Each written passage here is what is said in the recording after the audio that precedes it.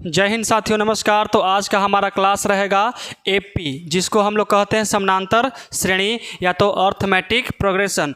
हमारा जो है एग्ज़ाम बहुत ज़्यादा नज़दीक है, जिसके कारण हम लोग एनसीईआरटी चला रहे हैं, है कि नहीं है। अगर हमारा रेगुलर बैच में ज्वाइन करते हैं तो उसमें हम लोग आपको कैसे सीना का सॉल्यूशन देते हैं, लेकिन ये हमारा होने वाला है एनसीईआरटी का एकदम पूरा एक्सरसाइज बाय एक्सरसाइज का सॉल्यूशन। हम अभी तक आपको त्रिकोणमिति और त्रिकोणमिति के कुछ अनुप्रयोग सब खत्म कर चुके हैं और हर एक प्रश्न को हम लोग बताए हैं, प्लस में फॉर्मूला और थ्योरी साथ में। और आज का हमारा क्लास रहेगा एपी अर्थमेटिक प्रोग्रेशन, और इसके लिए सबसे पहले हमको फॉर्मूला का जानकारी होना जरूरी है और उससे पहले थ्योरी, है कि नहीं है। तो चलिए बिना समय गवाए हम लोग, देखिए यहाँ पे लिखा हुआ है आपको वन शॉट, यहाँ लिखा है वन शॉट, लेकिन वन शॉट में भी हमारा पार्ट 1 रहेगा, क्योंकि ये एक्सरसाइज बेहद ज़्यादा बड़ा है। एक्सरसाइज बड़ा नहीं बल्कि छोटा है, 4 क्वेश्चन है मात्र इसमें मात्र 4 क्वेश्चन है, लेकिन पहिलका के 4 गो, दूसरका के 6 गो, तीसरका के 9 गो, ऐसे करके दे लेते, दिमाग तो खराब होगा। तो देखिए चौथा के 15 को दिले, क्वेश्चन नंबर 4 का 15 डिजिट में दिले है। अब देखिए ये हमारा पार्ट 1 होगा और इसमें हम आपको पढ़ाएंगे क्या क्या। तो इसमें आपका आज चलेगा फॉर्मूला, थ्योरी, एपी का जितना थ्योरी होता है जिससे आपका ऑब्जेक्टिव क्लियर हो जाए, है कि नहीं है। सबसे ज़्यादा पकड़ होना चाहिए ऑब्जेक्टिव पर, क्योंकि सब्जेक्टिव बनाओगे तो नंबर मिलेगा, और ऑब्जेक्टिव बनाओगे गलत बन गया तो समझो कि जो नंबर मिला है उसमें से अभी आपका ख़त्म कहानी हो जाएगा। तो देखिए सबसे पहले हम लोग चलाते हैं अपना एपी, हो गया। अब स्टार्ट करते हैं। सबसे पहले लिखा है एपी। अब समझते हैं बाबू कि एपी किसे कहा जाता है। चलिए सेट होगा, कोई दिक्कत ना, सही आ रहा है। तो अब हम लोग समझेंगे एपी। आपको लिखा हुआ है यहाँ पे बाबू ए नहीं था, वो था पी। यहाँ से स्टार्ट करेंगे हम लोग ए और यहाँ पे पी, इसी को हम लोग कहते हैं एपी या तो समानांतर श्रेणी। हम यहाँ लिखेंगे कम और बोलेंगे ज़्यादा, और आपको लिखना पर, लिखावट पर नहीं बल्कि हमारे समझना है। हम जो बोलेंगे उसको पकड़िएगा, क्योंकि हम लिखते रह जाएंगे तो आप लोग लिखने पर ध्यान दीजिएगा, इसलिए हम जो बोलते हैं उसको एकदम ध्यान से समझिएगा। देखिए हमारा यहाँ पे दिया हुआ है एपी, तो एपी किसे कहा जाता है बाबू। सबसे पहले समझेंगे कि एपी किसे कहा जाता है, उससे पहले समझेंगे कि एपी कितने भाग में बांटा जाता है। तो एपी हमारा 2 भाग में होता है। क्या भाग में? 2 भाग में। पहला का नाम पूछे बाबू परिमित, क्या नाम है? परिमित एपी। क्या कहा जाता है? परिमित एपी। और दूसरा का नाम होता है अपरिमित एपी।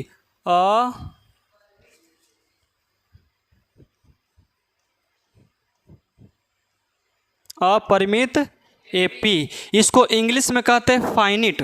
कोची? फाइनिट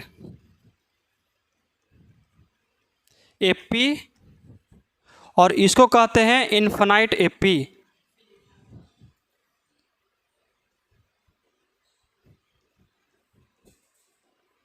यहाँ तक कोई दिक्कत नहीं ना। तो एपी को कितने भाग में बांटा गया है? 2 भाग में। सबसे पहला है परिमित एपी और दूसरा अपरिमित एपी। हम लोग बिहार बोर्ड के स्टूडेंट हैं, है कि नहीं है। तो जब सबसे ज़्यादा हमारा फोकस रहेगा कि हिंदी के शब्दों को ज़्यादातर हम लोग समझे। तो सबसे पहले समझे कि यहाँ पे परिमित का मतलब क्या होता है।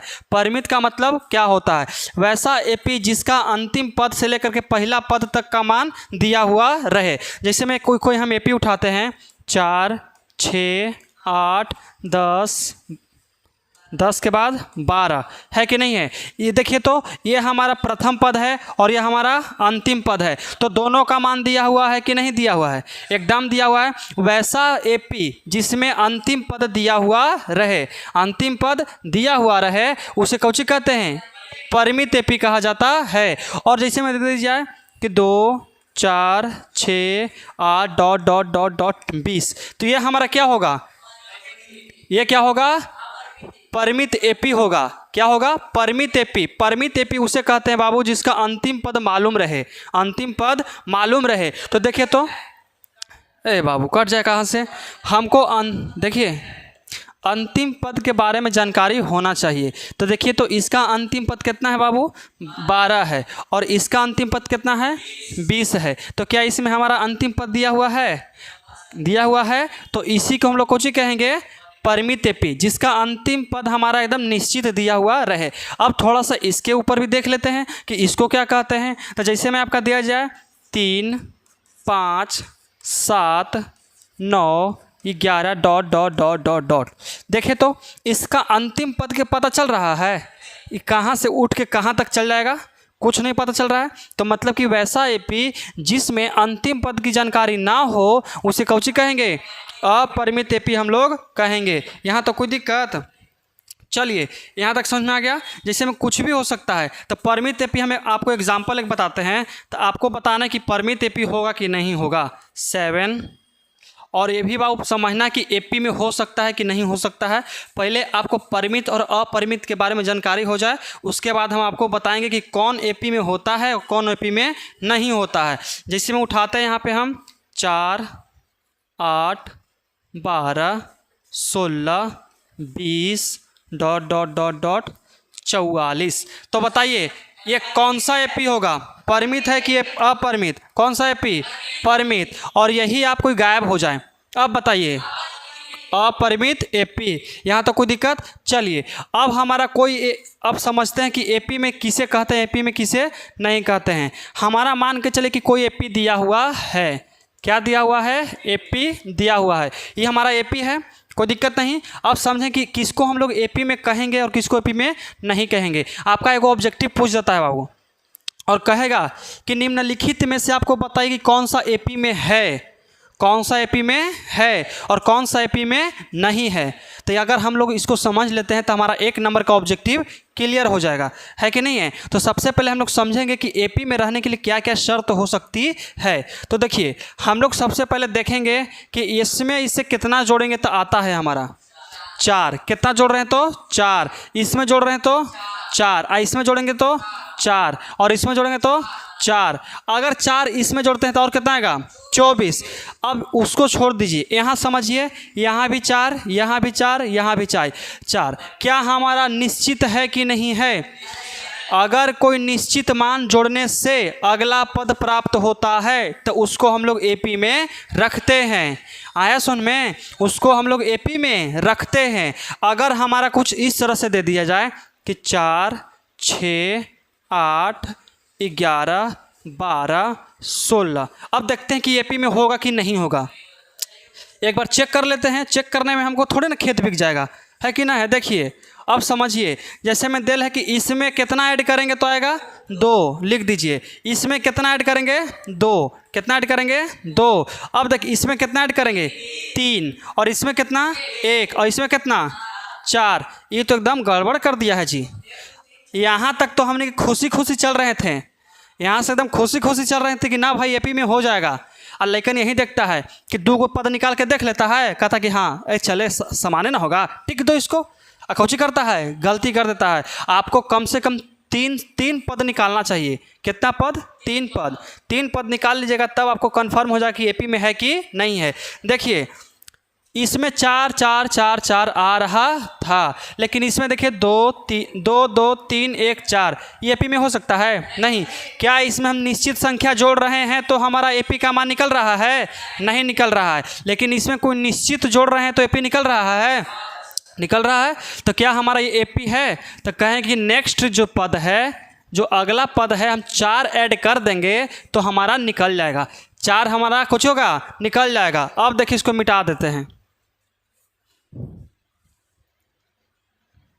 ध्यान से समझिएगा। यहाँ से ऑब्जेक्टिव आपका बेहद ज़्यादा इंपॉर्टेंट रहता है। आपको एपी में से बहुत ज़्यादा ऑब्जेक्टिव देखने के लिए मिल जाएगा। देखिएगा आप अपना क्वेश्चन में कहेगा कि nवां पद ज्ञात कीजिए, अंतिम से 20वां पद ज्ञात कीजिए, पहला से चौथा पद ज्ञात कीजिए। ये सब ऑब्जेक्टिव के राजा है, ये सब ऑब्जेक्टिव के राजा महाराजा है। अगर 50 में 50 चाहते हैं ऑब्जेक्टिव में लाना तो ऑब्जेक्टिव को क्लियर करना पड़ेगा हर एक सब्जेक्ट से, सॉरी हर एक चैप्टर से। त्रिकोणमिति से छूटेगा ऑब्जेक्टिव एक भी नहीं, चाहे तो फार्मूला दे दे या तो कहूँ से भी दे दे, छूटने वाली बात नहीं है, है कि नहीं है। और सब्जेक्टिव की बात है तो एनसीईआरटी पढ़ा चुके हैं, प्लस में थियोरी। अगर जिसको फार्मूला पूरा पता है, अरे जो तुमको दिख रहा है लिखते चल जाओ, नहीं बनेगा फिर हमको साहब मिलना, एकदम निश्चित है कि बन जाएगा। फार्मूला अगर याद है तो बनना निश्चित है, तो निश्चित है। देखिए अब कोई अगला पद उठाते हैं जिसको हम लोग, ये कौन सी है जी, यहाँ देखिए कोई अगला पद उठाते हैं, आए सुन में, कोई अगला पद हम लोग उठाते हैं तो देखिए यहाँ हम लोग जैसे हम लिख सकते हैं कितना, कि यहाँ लिख देंगे हम लोग कि 12, 10, 8, 6 के बाद कुछ आता है जी 4, उसके बाद 2 डॉट डॉट डॉट डॉट चल रहा है। तो चेक करना है बाबू कि इसमें एपी ये एपी में है कि नहीं है, ये हमारा एपी में है कि नहीं है। अब देखिए इसको चेक करेंगे, कैसे चेक करेंगे, तो सोचिए 10 में कितना जोड़ें कि घटाएं। देखो तो अब 10 में लगता है घटाना पड़ेगा, कितना घटाना पड़ रहा है, -2, इसमें घटाएंगे तो फिर से -2 घटाना पड़ रहा है, और इसमें फिर से -2, और इसमें फिर से -2, और इसमें -2। आए सुन में, तो यहाँ से एक और डिफिनेशन निकलता है कि जब हम किसी निश्चित संख्या से घटाएंगे, अगर निकल गया एकदम निश्चित रहना चाहिए, यहाँ -2, यहाँ भी -2, यहाँ भी -2 और -2, अगर सब -2 2 2 2 रहा तो ये हमारा एपी में होगा, है कि नहीं है। तो पहला है कि जोड़ला पर भी एपी में ला सकते हैं, है कि नहीं है, एपी जोड़ेंगे तभी तो भी एपी हम चेक कर सकते हैं, अगर हम घटाएंगे तो एपी चेक हो सकता है। अब एक और एग्जांपल देखिए बाबू, इसको हम कह सकते हैं कि जो हमारा नेक्स्ट जो पद है, क्या करेंगे तो -2 करेंगे तो हमारा अगला पद प्राप्त हो जाएगा। आया सुन में बाबू। अब देखिए, अब हम समझते हैं एक अलग चीज, मतलब 4 4 4 4 4 4। अब आपको बताना है, क्या करना है, आपको बताना है, समझिए ध्यान से, देखिए इधर। अब आप बताइए कि ये एपी में है कि नहीं है, है। अब इसमें हम कितना जोड़ रहे हैं, हम पहले पहले हम बोले कौची कि अगर कुछ जोड़ेंगे निश्चित अनुपात में तब हमारा एपी में होगा, अगर कुछ निश्चित अनुपात में घटाते हैं तो हमारा एपी में होगा, लेकिन यहाँ पे तो कोई ऐसी चीज़ें नहीं है। तो क्या कर रहे हैं, इसमें हम कोची कर रहे हैं बाबू, बताइए, 0 कर रहे हैं। कितना कर रहे हैं, 0, कितना 0। आया सुन में, कोई दिक्कत यहाँ तक, तो ये भी हमारा कोची है, 0 है। इसको कह सकते हैं कि जो हमारा नेक्स्ट जो पद है 0 अगर ऐड करते हैं तो हमारा बन जाएगा, कुछ होगा, बन जाएगा। यहाँ तक कोई दिक्कत, यहाँ तक समझने में, चलिए यहाँ तक किसी प्रकार कोई दिक्कत नहीं। अब देखिए इसको हम लोग ऐसे कर देते हैं। अब एक नया हम लोग उठाते हैं टर्म, और उसको समझिए ध्यान से। जैसे में हमारा एपी दिया हुआ है, कोई क्या दिया हुआ है, एपी, और इसमें कोई टर्म लिख दीजिए। जैसे में हो गया 4, जैसे लिख दिए 4, 6, 8, 10, 12, 14, 16 डॉट डॉट डॉट डॉट चलते जा रहा है, कोई रोक टोक नहीं है, ठीक है। अब देखिए ये हमारा सबसे पहले जो आता है, जो सबसे पहले है उसको कहते हैं प्रथम पद। क्या कहेंगे बाबू, प्रथम पद कहते हैं। और जो हमारा दूसरा रहता है उसको कहते हैं द्वितीयक पद। क्या कहते हैं, द्वितीयक पद। उसके बाद तीसरा जो आता है उसको कहते हैं तृतीयक पद। क्या कहते हैं, तृतीयक पद। यहाँ तक कोई दिक्कत, तो देखिए सबसे पहला पद को कहते हैं, सबसे आगे जो रहता है उसको कहते हैं प्रथम पद, उसके बाद द्वितीयक, उसके बाद तृतीयक। कोई दिक्कत यहाँ तक नहीं, चलिए यहाँ तक समझ में आ गया, कोई दिक्कत नहीं। अब देखो बाबू, अगर हम इसको एक तरह से और सजा सकते हैं, कैसे सजा सकते हैं, तो देखिए इसको मिटाते हैं और एक तरह आओ सोचिए कि कोई हमारा टर्म दिया हुआ है एपी, उसको लिख सकते हैं कि A1 A1 A2 A3 A4 A5 dot dot dot इसे चल रहा है।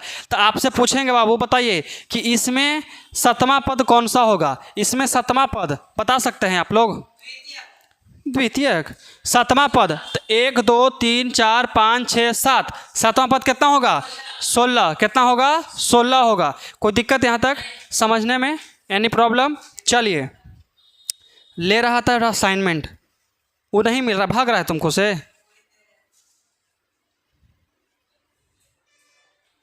हम बांट देते हैं ना लास्ट में, क्लासों के बीच में तो नहीं से कुछ कर लगता है जी,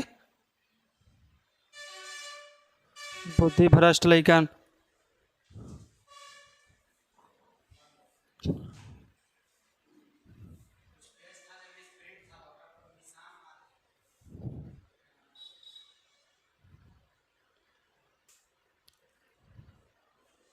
चलो ध्यान से समझो इधर।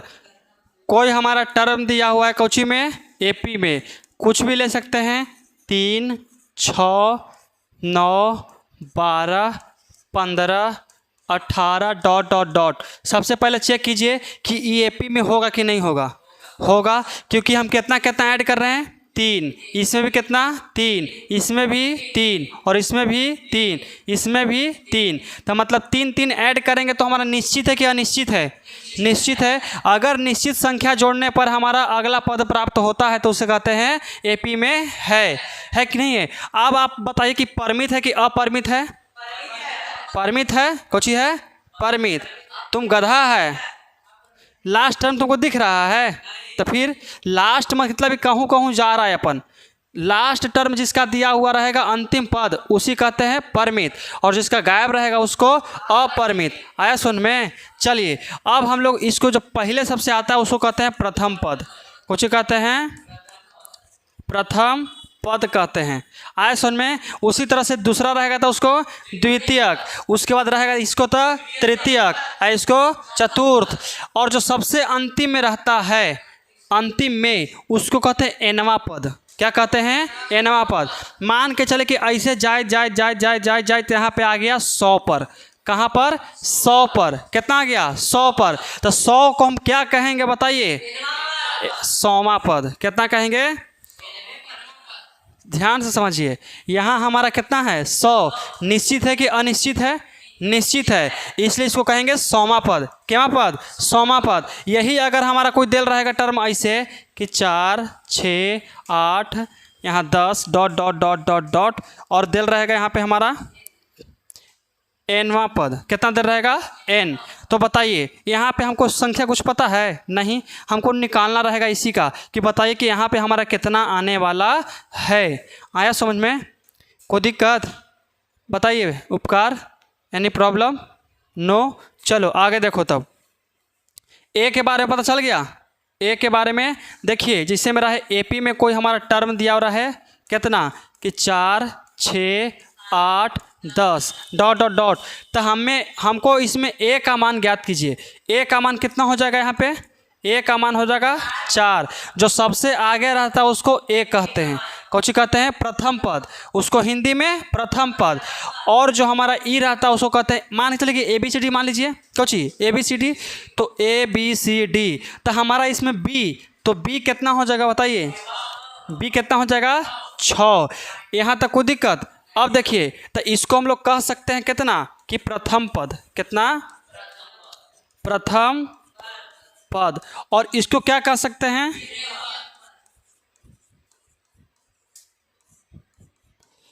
द्वितीयक पद।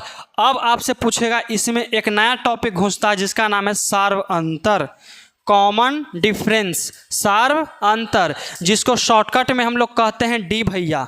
कुछ कहते हैं? डी कहते हैं। आए सुन में? अब आपको कोई टर्म दे दिया जाए एपी में रहेगा। क्या रहेगा? एपी में। बोलेगा कि बाबू लो 4 है, 8 है, 12 है, 16 है, 20 है, डॉट डॉट डॉट डॉट, कहीं तक भी रहे।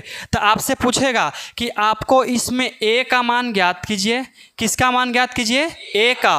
और इसमें आप डी का भी मान ज्ञात कीजिए। ए का मान और किसका मान? डी का मान। निकलना मुश्किल है? नामुमकिन है? मुश्किल है, लेकिन समझिए हमारा ए का पद जो सबसे आगे रहेगा उसको ए के पद में दे दीजिए। तो कितना ए के पद में है? 4। कोई दिक्कत यहाँ तक? नहीं। अब देखिए, निकालना है डी। तो डी के लिए एक फार्मूला होता है। क्या होता है? फार्मूला। डी को कहते हैं सार्व अंतर। क्या कहते हैं बाबू? सार्व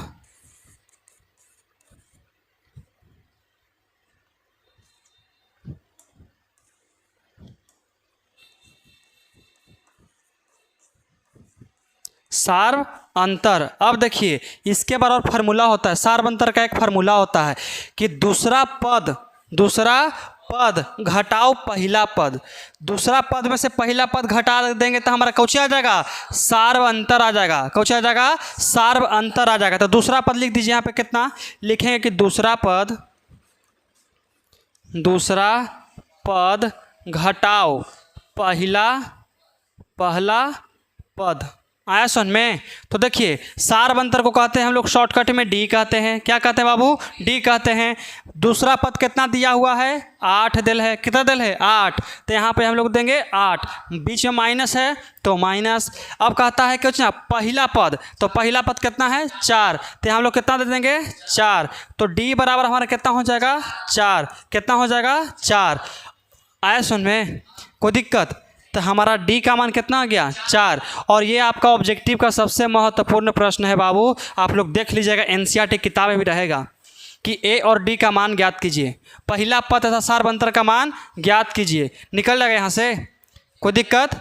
समझ में आया? अब देखिए आपसे हम एक प्रश्न पूछते हैं, है कि नहीं है? जो हमारा सार अंतर है, कौन है? सार अंतर है, मतलब कि जिसको डी कहते हैं। क्या कहते हैं? डी का मान मतलब कि the value of differential common difference जिसको कौची कहते हैं? सार्व अंतर कहते हैं। मतलब जो सार्व अंतर का मान है वो क्या रहता है? हमेशा क्या रहता है आपको बताना है। क्या धनात्मक के मतलब कि प्लस में या माइनस में या शून्य या सभी? बताइए। इसमें कहता है कि धनात्मक, क्या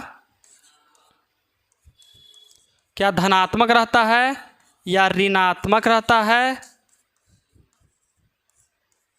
या शून्य रहता है?